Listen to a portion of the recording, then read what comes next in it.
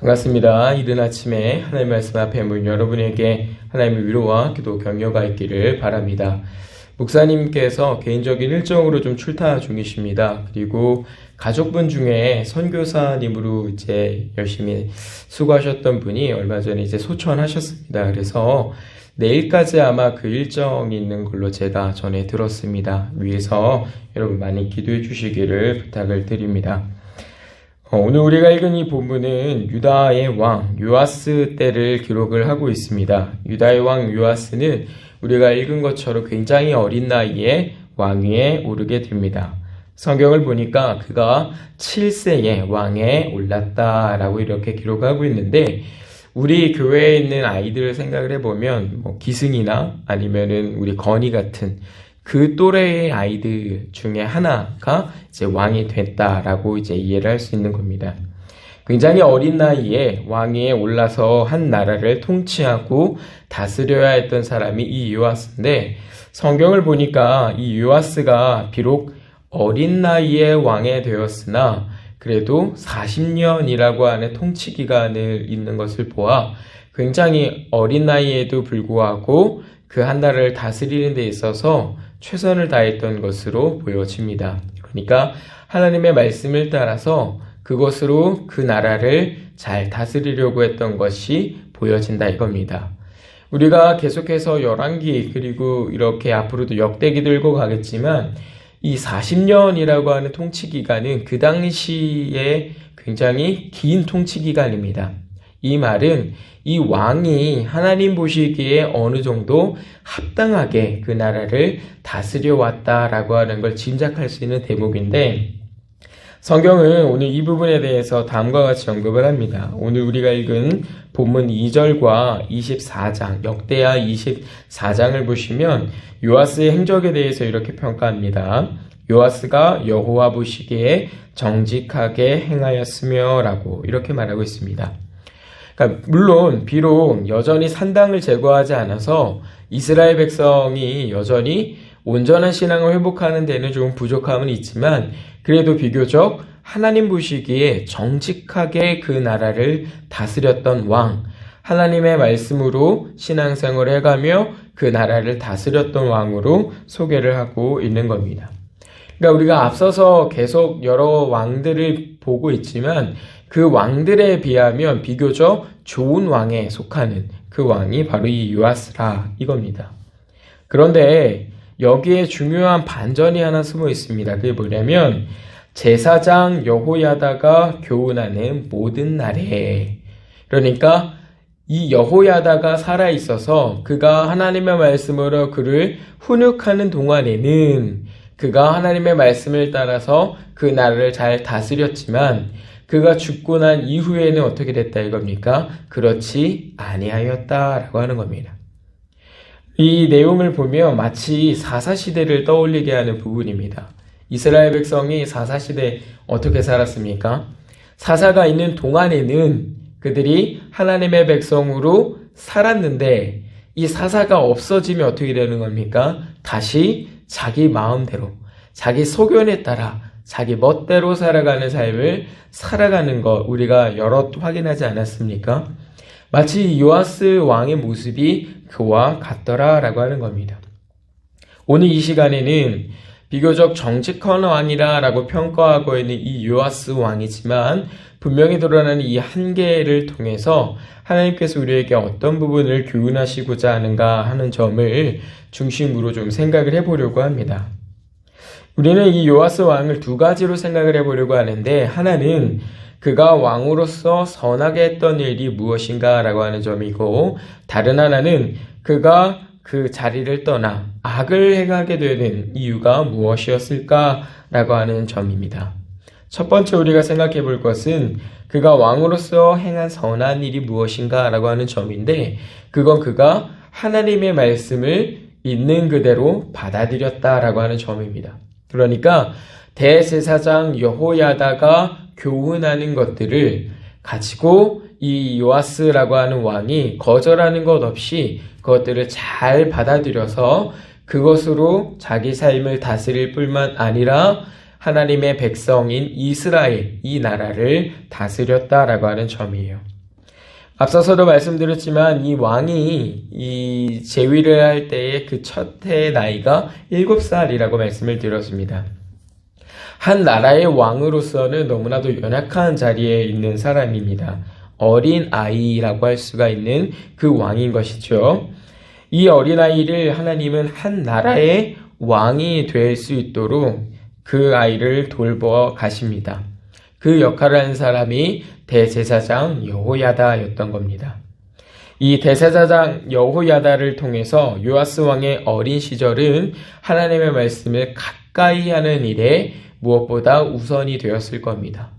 우리가 이 앞서 읽은 열왕기하 11장에서도 보시면 아시겠습니다만 이 요아스 왕이 어린 나이에 있을 때에 왕에 올라가는 순간들이 참 극적인 것을 우리가 이제 확인하지 않습니까? 여러 암살의 위험이 있었는데 그 속에서 극적으로 그 생명을 보존했을 뿐만 아니라 그 반역이라고 하는 아달랴의 그 목소리를 뒤로 하고 이 요아스라고 하는 왕이 올라가게 되는 거예요.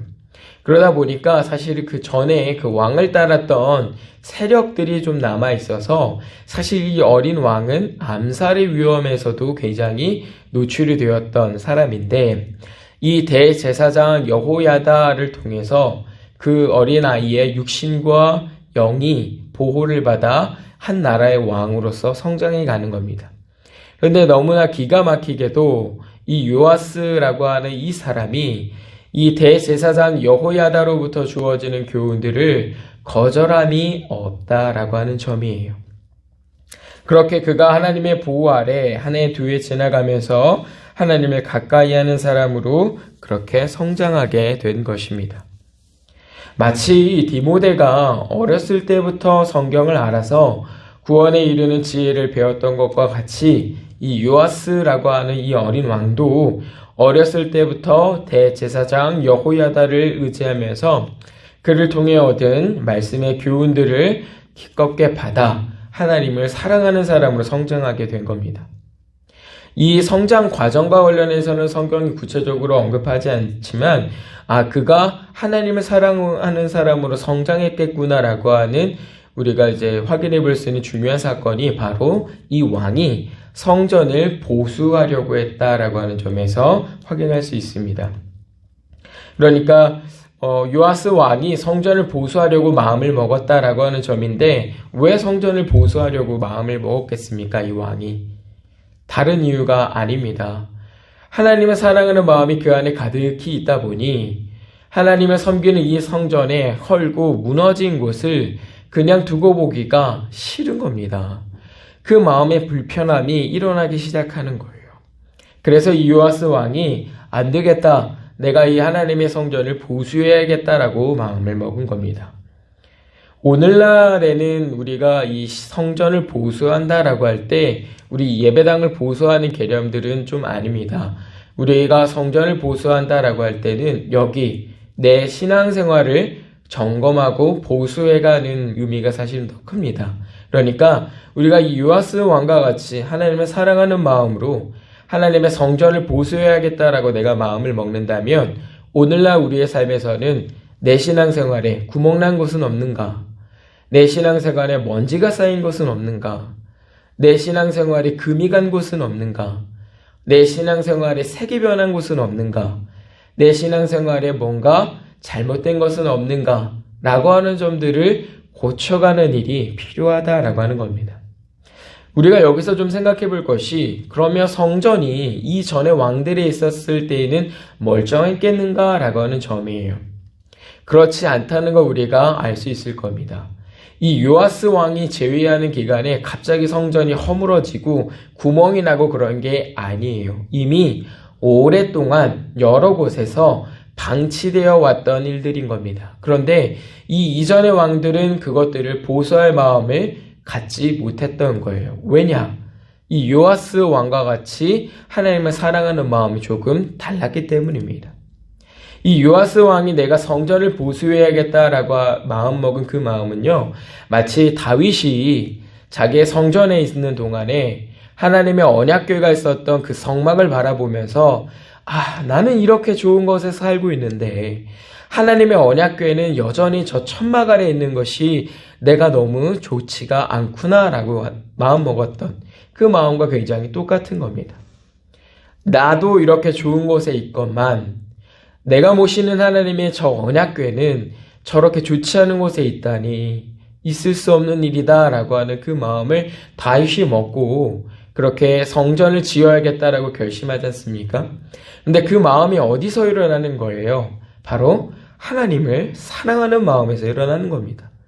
내가 너무나 사랑하는 하나님, 내가 너무나 사랑하는 그 아버지가 계시는 처소를 내가 좋은 것으로 만들어야겠다라고 먹은 그 마음과 같이 이 요아스 왕의 마음에서도 하나님을 모신 이 성전이 구멍나고 허물어지고 잘못된 것을 내가 그대로 두고 볼 수가 없겠다라고 하는 겁니다. 이 마음이 결국 이 요아스 왕으로 하여금 성전을 보수하는 일로 이끌어가는 겁니다. 우리가 이런 부분에서 배울 수 있는 거는 우리 믿는 사람들에게 있어서 가장 강력한 동기는 하나님을 사랑하는 마음이라고 하는 점입니다.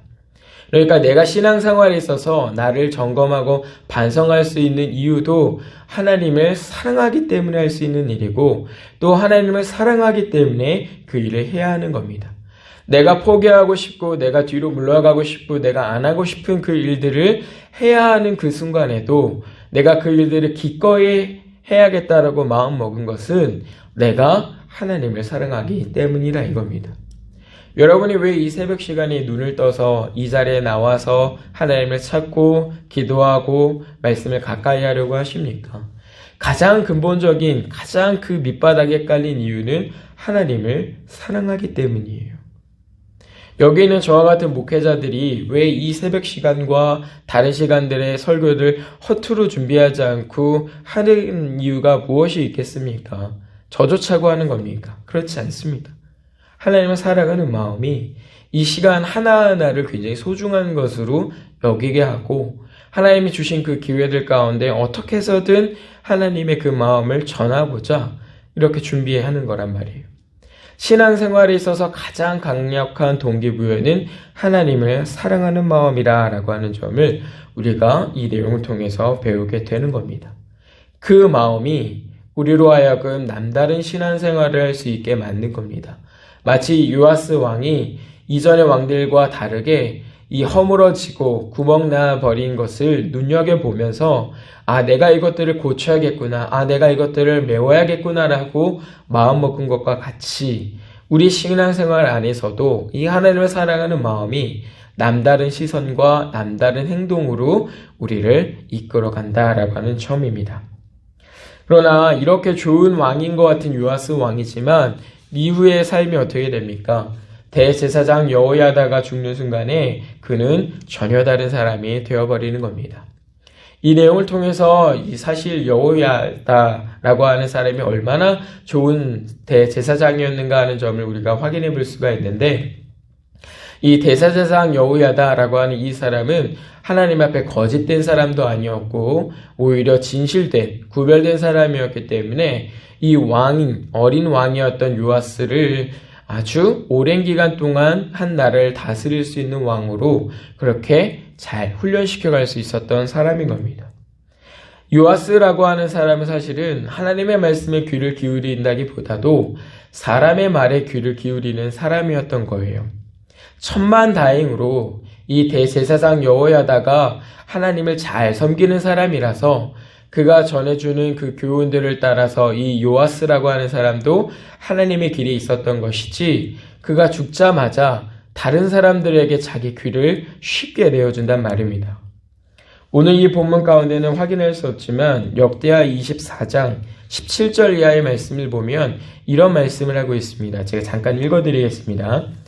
여호야다가 죽은 후에 유다 방백들이 와서 왕에게 절하매 왕이 그들의 말을 듣고 그의 조상들의 하나님 여호와의 전을 버리고 아세라 복상과 우상을 섬겼으므로 그 죄로 말미암아 진노가 유다와 예루살렘에 임하니라. 그러나 여호와께서 그들에게 선지자를 보내사 다시 여호와께로 돌아오게 하려 하시매 선지자들이 그들에게 경고하였으나 듣지 아니하니라. 이게 무슨 말을 가르쳐주고 있냐면 요아스라고 하는 사람의 기본적인 성정이 어떠했는가라고 하는 점을 보여줍니다. 요아스 왕이 특별히 남다르게 하나님을 섬길 수 있었던 건 사실은 대제사장 여호야다의 역할 때문이었던 것이고, 본래 이 요아스라고 하는 사람은 사람의 말에 자기의 귀를 쉽게 내어주는 사람이었다라고 하는 점을 보여주는 거예요. 이 일이 오늘 우리 신앙세계에서도 굉장히 중요하게 살펴야 되는 일인 줄을 압니다. 우리 믿는 사람들이 다 하나님의 말씀을 듣는 것 같지만 사실은 사람의 말에 우리 귀를 쉽게 내어주고 그 마음이 휘둘리기가 얼마나 쉽습니까? 제 짧은 인생의 경험으로만 보더라도 신앙생활을 하면서 하나님의 말씀을 듣는 것보다 다른 사람의 말에 귀를 내어주는 일들이 사실은 더 많고, 그 말로 인해서 내 신앙생활이 휘둘리거나 혹은 내가 말로 다른 사람의 신앙생활을 휘두르는 일도 얼마나 자주 있는지를 모릅니다. 이 일이 발생하는 가장 큰 원인은 우리 안에 신앙의 줏대가 없게 됐을 때 발생하는 일입니다. 하나님의 말씀으로 내가 아니라 하는 일에 아니라 할 수 있어야 하고, 하나님의 말씀으로 내가 기다라고 하는 일에 기다라고 할 수 있어야지 사람의 말에 휘둘리지 않을 수가 있는데, 그렇지 않은 경우에는 이 사람이 이렇게 얘기하면 그런가? 저 사람이 저렇게 얘기하면 그런가? 쉽게 휘둘려 가는 겁니다. 뿐만 아니라 내가 휘두르는 것 뿐만 아니라 다른 사람에게 이런 말과 저런 말로 이 사람을 휘두르는 일도 얼마나 많이 있는지 모르는 겁니다. 이 일이 사실은 우리 모두에게 굉장히 화로 미칠 수 있는 일이라고 하는 점을 우리가 잘 기억을 해야 됩니다. 실제로 이 요아스라고 하는 사람이, 이 왕이 하나님의 말씀에 귀를 기울이지 않고 사람의 말에 귀를 빼앗기게 되었을 때 그의 말로는 처참한 결과로 이어져 갔다는 걸 확인해 보면, 우리가 신앙생활하는 데 있어서 사람의 말에 휘둘리는 것과 또 내가 말로써 사람을 휘두르는 일이 결코 우리에게 좋지 못하다라고 하는 점을 우리가 충분히 배울 수 있는 부분인 겁니다. 그러니 우리가 너무 신앙의 줏대 없이 사람의 말에 팔랑팔랑 귀를 이렇게 기울여서도 안 되겠고, 쉽게 마음을 빼앗겨서도 안 되겠고, 또 내가 말로, 간사한 몇 마디의 말로 사람의 말과 사람의 그 귀를 즐겁게 하려고 하는 일도 우리가 되도록이면 하지 않아야겠다라고 하는 점을 배우는 겁니다. 이 교훈은 사실 저와 같은 목회자들에게 주시는 굉장히 엄격한 교훈입니다. 저와 같은 목회자가 얼마나 쉽게 사람의 마음을 휘두를 수가 있으며 또 얼마나 쉽게 이 귀를 사람의 이야기에 빼앗길 수 있겠습니까? 그렇지 않습니까? 성도들이 이렇다 하면 그런가? 또 성도들에게 이렇게 하십시오 할 때도 하나님의 말씀이 근거가 아니라 내가 하고자 하는 것을 이루기 위해서 이렇게 얘기하는 경우들도 사실은 너무나 쉽게 발생합니다. 마치 하나님의 말씀인 것처럼, 하나님의 뜻인 것처럼 그렇게 포장은 하지만 실제 그렇지 않은 일들도 많이 있는 겁니다. 이 말씀의 교훈을 보면서 우리가 기억해야 될 것은 사람의 말에 귀를 기울이는 것이 아니라 하나님의 말에 우리의 귀를 기울여야겠다는 점이고, 우리의 마음이 쉽게 팔랑팔랑 휘둘리는 것이 아니라 하나님의 말씀에 굳건하여 신앙의 줏대를 잘 지켜 살아야겠다라고 하는 점을 배우는 겁니다. 사랑하는 성도님들, 오늘 새롭게 주어진 하루를 살아가는 동안 내가 하나님을 사랑해서 예배하는가? 내가 하나님을 사랑해서 헌신하는가? 내가 하나님을 사랑해서 봉사하는가? 내가 하나님을 사랑해서 섬기고 있는가? 이런 질문들을 던져보시길 바랍니다. 내가 대체 왜 이 일을 하고 있는가? 내가 대체 왜 여기에 있어야 하는가? 이 질문에 여러분이 하나님을 사랑해서라고 하는 그 대답이 분명하게 설 수 있게 되기를 바랍니다. 그 대답이 여러분 안에 가득하도록 여러분 마음의 동기들을 잘 점검해 가시길 바랍니다. 그리고 오늘 하루를 살아가는 동안 우리의 귀를 사람에게 맡기지 마시고 말씀하시는 하나님께 두는 우리가 되기를 진심으로 바랍니다. 우리는 모두 경험적으로도 잘 알고 있는 사실입니다. 성경을 볼 때나 하나님의 말씀을 들을 때나 내게 분명히 말씀하시는 하나님의 말씀이 그 음성이 있습니다. 여기에 우리가 조금 더 귀를 기울이고 살아가게 되기를 바라고, 또 내가 몇 마디 말로 사람을 구슬려서 휘두르고 있는 것은 아닌가, 또 내가 몇 마디 말에 내 신앙을 지켜가지 못하고 이렇게 저렇게 또 휘둘리고 있는 것은 아닌가 하는 점들을 잘 점검하셔서 여러분이 하나님 앞에서 신앙생활 하시기를 진심으로 부탁을 드리고, 마지막으로 뭐뭐 할 때만, 누가 있어야만, 무엇이 생겨야만, 어떠한 조건이 만족이 되어야만 신앙생활을 하는 그런 신앙생활이 아니라, 언제, 어디서, 무엇을 하건 내가 어떤 상황에 있건과 상관없이, 조건과는 상관없이 하나님을 온전히 섬길 수 있는 여러분이 되기를, 그리고 오늘 이 하루가 되기를 진심으로 바랍니다. 하루를 살아가시면서 함께 하신 하나님을 경험하시고 하나님께서 은혜 주심을 깊이 경험하시는 오늘 복된 날이 되시기를 진심으로 바랍니다. 기도합니다. 하나님, 우리에게 새날을 주신 하나님 아버지, 모든 감사와 영광을 돌려드립니다. 오늘 우리에게 하나님의 섬기의 새로운 날을 허락하셨으니 우리가 이전에 행하였던 부족하고 어리석은 행실들은 뒤로하고 오늘 하나님을 새롭게 섬겨가는 자들이 되도록 은혜를 베풀어 주시옵소서. 하나님을 사랑하는 마음으로 가득하게 하시고 우리 귀를 사람에게 먼저 빼앗기는 자들이 되지 않게 하시고 간사한 말로 사람의 귀를 취하려하는 자들이 되지 않게 하시고 매 순간에 늘 조심하여 하루를 살더라도 주님의 뜻에 합당한 생활에 힘쓰는 교회가 되게 하옵소서. 감사드리며 예수님 이름으로 간절히 기도드리옵나이다. 아멘.